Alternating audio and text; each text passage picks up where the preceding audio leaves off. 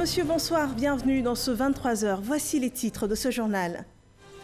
Présidence de la Côte d'Ivoire du Conseil de sécurité de l'ONU, le chef de l'État Alassane Ouattara était à la tribune des Nations Unies ce mercredi 5 novembre.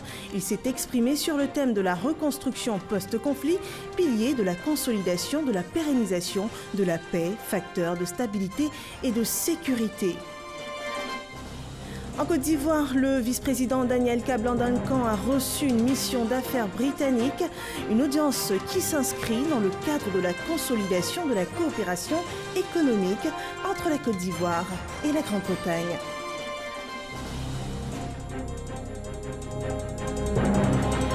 Et aussi dans ce journal, zoom sur le Brexit. Le débat devant le Parlement britannique commence mal pour Theresa May. Le gouvernement britannique a essuyé de vives critiques ce mercredi au Parlement sur l'accord conclu entre Bruxelles et la première ministre Theresa May. Démarrons ce journal avec la présidence de la Côte d'Ivoire au Conseil de sécurité des Nations Unies.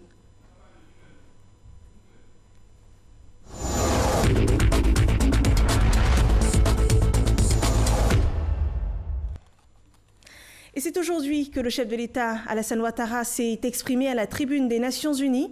Alassane Ouattara participe à un débat présidentiel de haut niveau dans le cadre du mandat de la Côte d'Ivoire à la tête du Conseil de sécurité de cette institution. L'exposé du chef de l'État ivoirien portait sur la reconstruction post-conflit, pilier de la consolidation, de la pérennisation, de la paix, facteur de stabilité et de sécurité. Et dans le cadre de la résolution de la crise post-électorale en Côte d'Ivoire du conflit ivoirien, une cinquantaine de résolutions ont été votées par la communauté internationale pour sortir le pays de la crise. Le président Alassane Ouattara a exprimé ce jour sa reconnaissance à l'ONU qui a permis de ramener la paix et la stabilité en Côte d'Ivoire. Je vous propose de suivre un extrait de son intervention. La Côte d'Ivoire a bénéficié pendant plus d'une décennie d'un engagement sans précédent de la communauté internationale, en particulier de l'Organisation des Nations Unies et du Conseil de sécurité. En effet, dans la gestion de la crise que mon pays a traversée, le Conseil de sécurité a adopté plus d'une cinquantaine de résolutions. Certaines de ces résolutions, notamment celles relatives à la certification des élections et à la protection des civils, constituent des évolutions inédites et courageuses qui resteront gravées dans les annales du Conseil.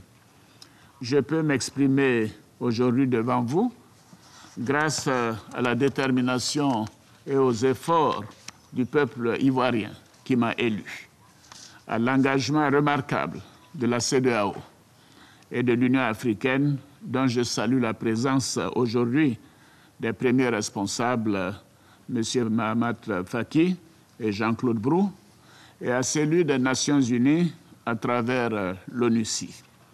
Je voudrais rendre un hommage appuyé à la CEDEAO pour le rôle qu'elle a joué dans la sortie de crise dès les premiers instants.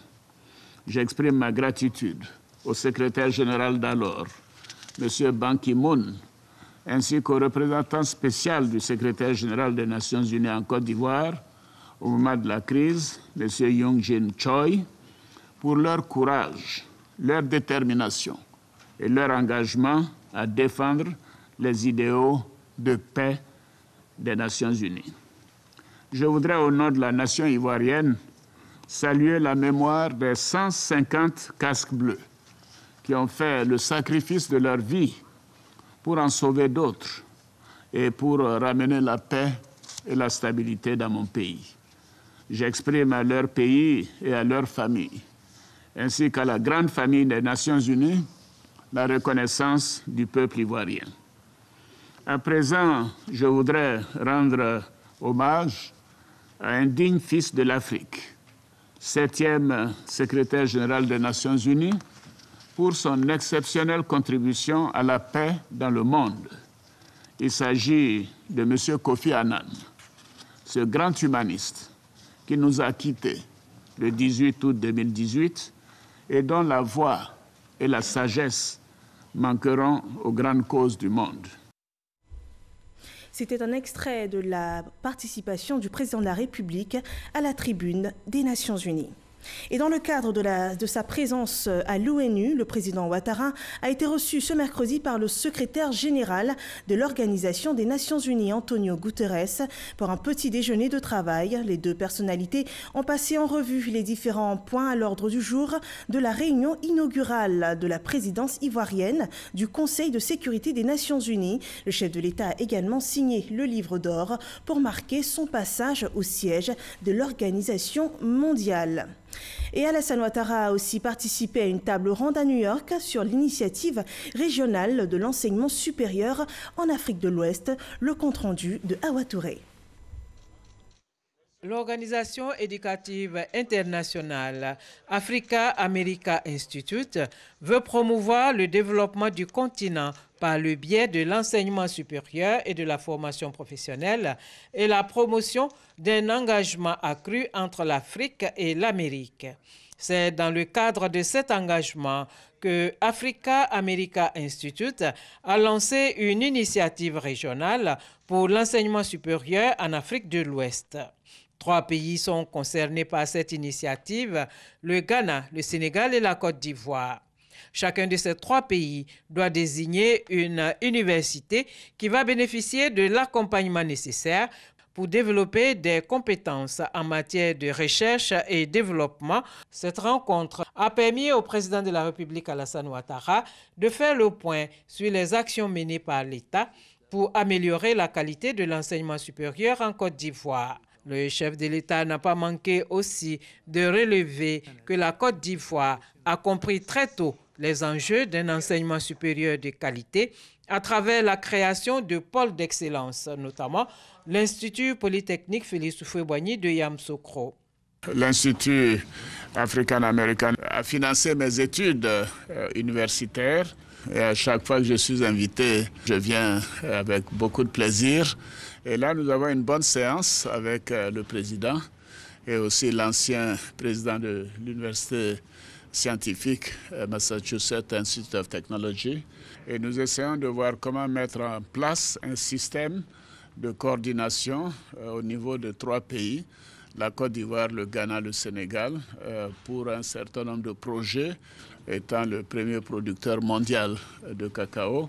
La Côte d'Ivoire, à chaque fois que nous avons ces opportunités, nous essayons de voir comment améliorer notre performance dans ce domaine, surtout en matière de transformation du cacao en chocolat, et comment faire en sorte que cette transformation profite beaucoup plus aux populations, notamment à la jeunesse. Et donc les universités verront dans quelle mesure nous pouvons collaborer en nous envoyant des chercheurs pour un certain nombre de secteurs. Et nous avons choisi bien sûr l'université Félix Houphouët-Boigny à Abidjan pour mener cette recherche et la mise en place de ce système. L'initiative régionale de l'enseignement supérieur en Afrique de l'Ouest vise à créer une synergie d'action entre la Côte d'Ivoire, le Sénégal et le Ghana pour la formation de ressources humaines de qualité en Afrique de l'Ouest. Et toujours sur le thème de l'enseignement supérieur, l'Institut national polytechnique Félix Houphouët-Boigny de Yamoussoukro et l'Université d'Ottawa entendent nouer un partenariat pour la formation, la recherche et le développement. Kader Sogodogo. Le prestige de l'Institut national polytechnique Félix Houphouët-Boigny de Yamoussoukro continue d'attirer les plus grandes universités du monde. La dernière en date est l'Université d'Ottawa au Canada. Cette ville universitaire de plus de 45 000 étudiants répartis dans tous les domaines et niveaux de formation supérieure et professionnelle entend faire de l'INPHB un partenaire privilégié dans la formation, la recherche et le développement au bénéfice des étudiants et des enseignants. Une mission canadienne a donc séjourné en terre ivoirienne pour une séance de travail avec la partie ivoirienne. À Ottawa, il y a tous les génies. Ici, nous avons notre école supérieure d'industrie qui comporte aussi des filières en génie industriel. Et sur ce point, nous souhaiterions bénéficier vraiment de l'expertise de Ottawa pour pouvoir redynamiser nos enseignements, les diversifier et permettre à des étudiants venus de ce pays ou de la région ici à Yamoussoukro de pouvoir poursuivre, s'ils en sont capables, à Ottawa. Des indicateurs positifs pour l'Institut national polytechnique à Félix Houphouët-Boigny.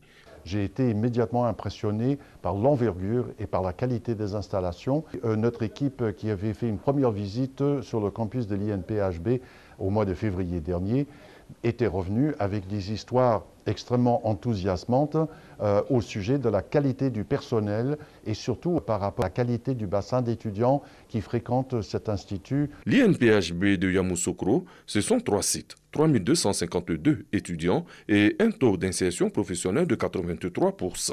L'Université d'Ottawa est la plus grande université bilingue français-anglais au monde. C'est à juste titre que tout est mis en œuvre pour faire de son partenaire ivoirien une école où l'anglais sera utilisé couramment par les futurs ingénieurs et techniciens supérieurs. En Côte d'Ivoire, le vice-président Daniel Kabla-Duncan s'est entretenu avec une mission d'affaires britannique. Les échanges ont porté sur la consolidation de la coopération économique entre la Grande-Bretagne et la Côte d'Ivoire. Mahama Traoré. La Grande-Bretagne peut et doit renforcer sa présence économique en Côte d'Ivoire. Le vice-président Daniel Kabla-Duncan a partagé cette conviction avec la mission d'affaires britannique présente à Abidjan dans le cadre du 3e Forum économique ivoiro-britannique. Un forum qui aura permis à la délégation d'explorer de nouvelles opportunités d'affaires en Côte d'Ivoire. Le vice-président les a ainsi rassurés sur le potentiel économique du pays et la bonne santé du climat des affaires. Tout le monde est très satisfait avec la visite. Le vice-président a bien présenté toutes les raisons pour lesquelles les gens doivent venir investir en Côte d'Ivoire, tous les bons arguments évidemment. Alors là, j'espère que maintenant les gens vont rentrer dans les prochains jours à Londres pour voir comment ils peuvent développer ces idées. Sur la période 2013-2017, le secteur privé britannique a investi environ 182 milliards de francs CFA en Côte d'Ivoire. Les secteurs explorés sont la finance, l'agroalimentaire, l'énergie, les infrastructures et la santé.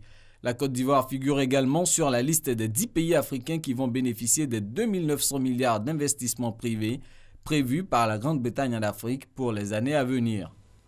Et parlons toujours d'économie. La direction du Trésor du ministère de l'Économie et des Finances a organisé le 29 novembre dernier la soirée de l'investisseur, une occasion pour le ministère d'exprimer sa reconnaissance aux investisseurs qui ont accompagné la Côte d'Ivoire dans la mobilisation de ressources sur le marché des capitaux de 2012 à 2018. Jean-Jacques Kwame. Ce sont 67 investisseurs et intermédiaires financiers de Côte d'Ivoire et de l'étranger qui ont reçu des prix d'excellence, d'encouragement et spéciaux pour la mobilisation des ressources sur le marché financier régional et international.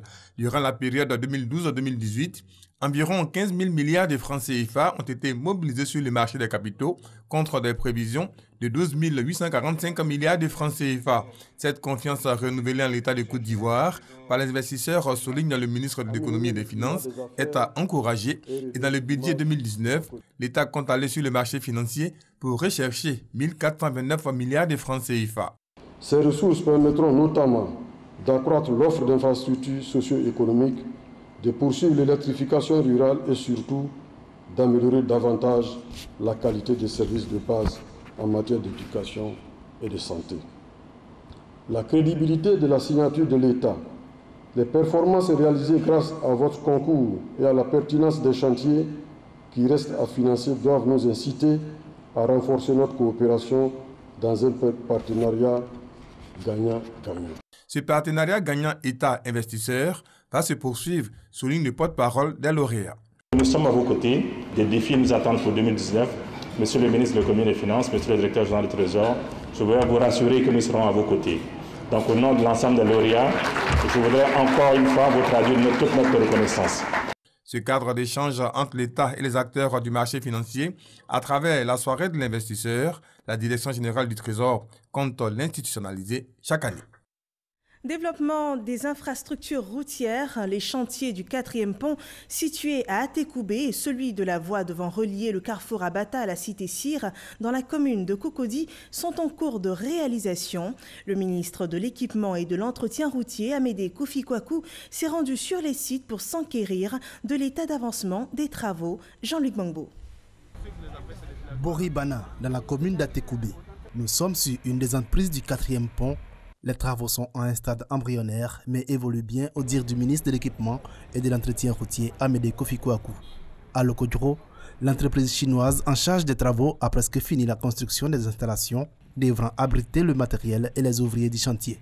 Il reste la libération des emprises pour que les travaux commencent véritablement. Mais aussi, il y a tous les problèmes de déguerpissement des populations. Les dispositions sont prises. Le Premier ministre l'avait annoncé, un peu plus de 30 milliards pour les populations. C'est un processus qui est en cours. On voudrait rassurer l'ensemble des populations qui sont installées dans l'emprise du projet que, conformément aux directives, toutes ces populations seront correctement indemnisées.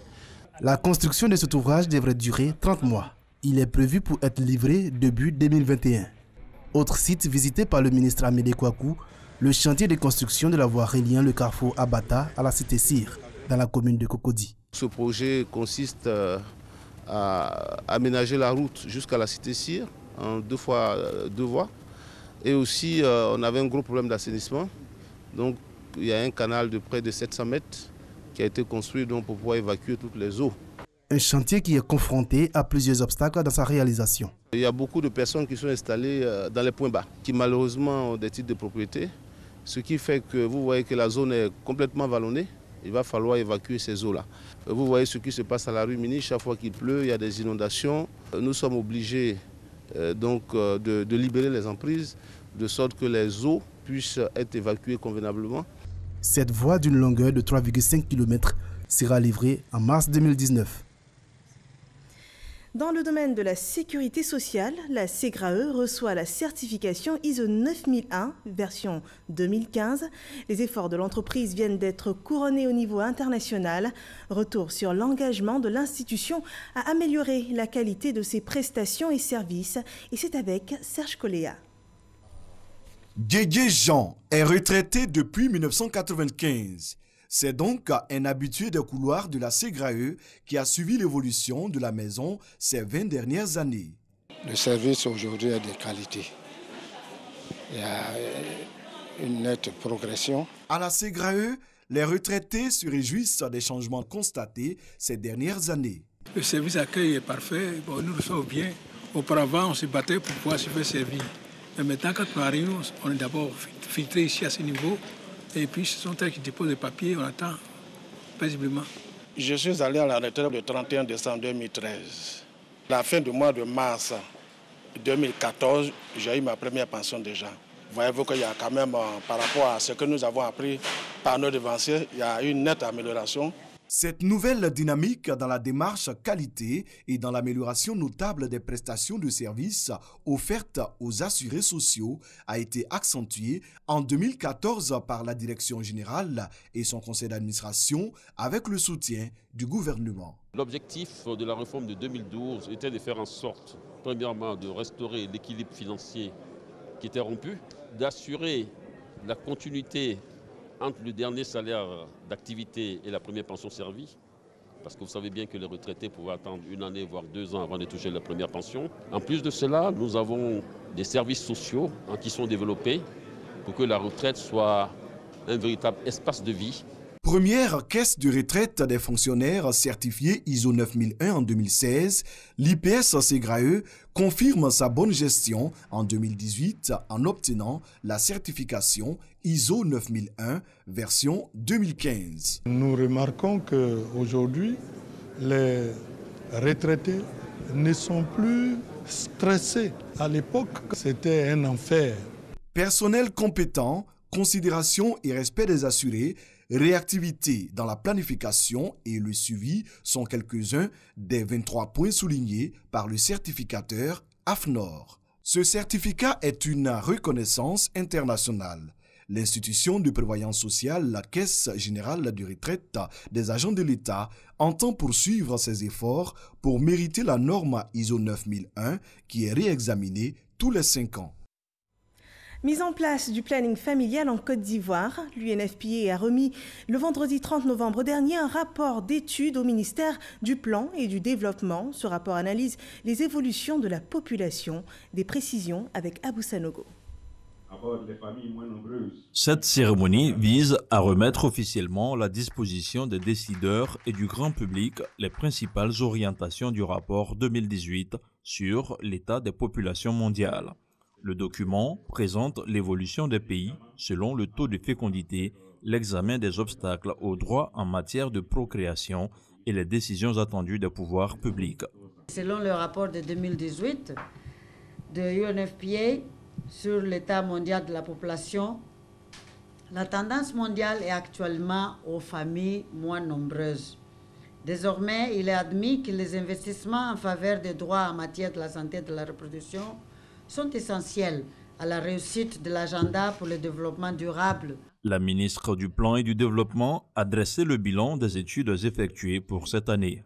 En vue de mieux respecter les droits en matière de reproduction, on notera bien sûr la création de l'Office national de la population, l'adoption de la politique nationale de population 2015-2025, l'introduction de l'éducation sexuelle complète dans les curricula de formation de l'éducation nationale et les programmes destinés aux adolescents et aux jeunes non scolarisés. La mise en place au sein du ministère en charge de la santé publique de programmes dédiés à la santé de la mère et de l'enfant. Enfin, l'allocation d'importantes ressources destinées à permettre un large accès des populations aux moyens de contraception. Pour les représentants du Fonds des Nations Unies pour la population en Côte d'Ivoire, des efforts restent à faire pour l'atteinte des objectifs et pour la réalisation du développement durable à l'horizon 2020. À l'Assemblée nationale, les députés ivoiriens veulent jouer leur rôle d'évaluation de la gouvernance. Pour cela, ils ont pris part hier au premier forum parlementaire sur l'évaluation des politiques. Ce forum s'est tenu à Abidjan et l'objectif est de faire de la redevabilité un principe de gouvernance. Les détails avec Kolo Koulibaly. Une trentaine de députés ivoiriens, désormais outillés pour évaluer toutes les politiques de développement mises en place par les gouvernants. La formation a porté spécifiquement sur les questions de genre, de droits de l'homme et d'autonomisation des femmes. Sur l'évaluation, c'est une culture qui doit désormais s'installer dans toutes nos institutions, dans tous nos services, mais surtout au niveau des parlements et de la société civile pour que les citoyens réclament, revendiquent et obtiennent des preuves probantes de l'efficacité des politiques publiques. Que chacun apprenne désormais que nous devons nous évaluer, nous auto-évaluer et évaluer les pouvoirs publics. Les parlementaires sont légitimement identifiés comme acteurs du développement des États. Investis de la mission de représentants du peuple, ils entendent veiller à la redevabilité dans la gouvernance publique, le devoir de rendre compte au peuple. Évaluer, c'est comprendre. Et dans l'action que nous avons à mener au niveau du Parlement, nous utilisons très souvent l'évaluation. Donc, venir à un renforcement des capacités, c'est nous armer pour mieux faire notre travail de parlementaire. Nous sommes dans notre rôle. À partir du moment où la Constitution, la nouvelle Constitution nous a donné ce rôle-là, de faire cette évaluation, je crois que nous sommes à ce séminaire pour nous approprier les méthodes et outils nous permettant de faire ce contrôle et cette évaluation des politiques publiques. Avec l'utilisation des données mises à leur disposition, les parlementaires vont contrôler les politiques de développement, mais aussi participer à leur élaboration. En politique, un mouvement soutient les actions du RHDP. Il s'agit de la Force 2015, la Fédération des organisations républicaines pour la cohésion et l'émergence. Elle décide d'associer ses militants aux actions du RHDP, Ahmed Traoré et Abou Sanogo. La Force 2015, la Fédération des organisations républicaines pour la cohésion et l'émergence, remobilise ses troupes. 77 coordinations du dit mouvement sont venues nombreuses répondre à l'appel de Charles Niaouré, président de la Force 2015. Un seul point à l'ordre du jour, fédérer les énergies autour du RHDP, le rassemblement des oufetistes pour la démocratie et la paix. Il était pour nous important, en cette période de la vie politique de notre pays, à quelques mois de la naissance officielle du RHDP, que nous nous retrouvons pour relancer la machine de mobilisation de la Force 2015. Pour nous jeunes, ce que nous avons le plus à gagner de la naissance du RHDP, c'est l'union, la stabilité, la paix. c'est aussi la préservation de toutes ces belles actions réalisées par le président Alassane Ouattara. Pour l'occasion, la Force 2015 a bénéficié du soutien des cadres du RHDP. Force 2015 qui a bien voulu prendre un thème aussi éloquent qu'évocateur des enjeux présents et à venir. La jeunesse du RHDP engagée avec le président de la République pour relever tous les défis du développement. Charles Niaouré a exhorté les Ivoiriens à prendre part massivement au congrès constitutif du RHDP qui se tiendra le 26 janvier 2019 au stade Félix Houphouët-Boigny. Dans le secteur de l'éducation, le lycée Sainte-Marie de Cocody célèbre son cinquantenaire. Après 50 années d'existence, l'établissement d'excellence fait son bilan. Le lycée, qui accueille aujourd'hui 1500 élèves, a de nombreux défis à relever. Le plus urgent, la réhabilitation de l'établissement qui requiert 250 millions de francs CFA. Sephora Zegui et Salima Toudia. Le lycée Sainte-Marie de Cocody a 50 ans aujourd'hui. Pôle d'excellence reconnu avec un taux de réussite annuel de 100% aux différents examens, le lycée fait aujourd'hui grise mine. Certains bâtiments sont en ruine, l'internat a perdu de son lustre, il lui faut 250 millions de francs CFA pour se faire un lifting. 50 ans après l'installation du lycée Sainte-Marie sur le site de Cocody, nous disons que nous avons besoin d'un coup de main. C'est vrai que nous avons commencé la réhabilitation à notre niveau. Nous avons besoin de l'apport de chacun d'entre nous pour nous aider à réhabiliter ce lycée-là, qui a fait un effort d'entretien au quotidien. Avec un effectif de 1500 élèves, dont 400 internes, la nouvelle génération d'élèves n'est plus logée à la même enseigne que les dévancières. Anciennes et nouvelles sonnent le rappel des troupes et les personnes de bonne volonté sollicitées pour lever des fonds en vue de réhabiliter l'école qui a formé une partie de l'élite ivoirienne. Si on comptait depuis 50 ans, chaque fois les promotions, si on fait une moyenne même de 100, regardez le nombre de femmes que nous serons. Alors si toutes ces dames-là venaient même pour peu donner 1000 francs ou 2000 francs, on n'aurait même pas besoin d'une aide de quiconque, parce que nous-mêmes, on peut réhabiliter notre lycée. Né du partenariat entre l'État de Côte d'Ivoire et la communauté catholique Saint-François-Xavier, cet établissement a bénéficié d'un financement de l'Union européenne à travers le Fonds européen de développement. L'Union européenne était toujours de côté Côte d'Ivoire, même pendant les années de crise. Et ce qui nous lie, en fait, c'est beaucoup plus que l'argent. Là, c'est l'investissement en lycée. Mais ce qui nous lie réellement, c'est qu'on partage les mêmes valeurs. Représentant Kandia Camara, ministre de l'Éducation nationale, de l'enseignement technique et de la formation professionnelle, Véronique Bakayoko demande aux pensionnaires de Sainte-Marie de ne pas se laisser distraire par l'état de délabrement de leur école. Il nous faut impérativement faire obstacle à tous les facteurs susceptibles d'affecter l'équilibre et d'hypothéquer l'avenir de nos enfants. Nous devons donc consolider impérativement les maillons de la chaîne de solidarité et de responsabilité qui unit tous les membres de la communauté éducative en vue de sauvegarder, de pérenniser et de fructifier le label Sainte-Marie. Pour que le lycée Sainte-Marie de Cocody garde le label d'établissement d'excellence, une rénovation s'avère inéluctable. Dans l'actualité internationale, zoom sur le Brexit. Le gouvernement britannique a essuyé une nouvelle vague de critiques ce mercredi au Parlement sur l'accord conclu entre Bruxelles et la première ministre Theresa May.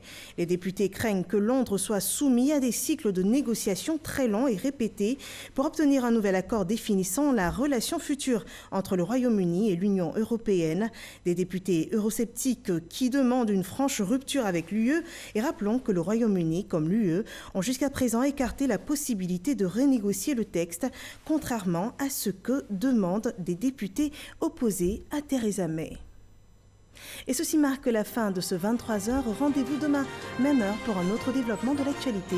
Très bonne soirée à vous.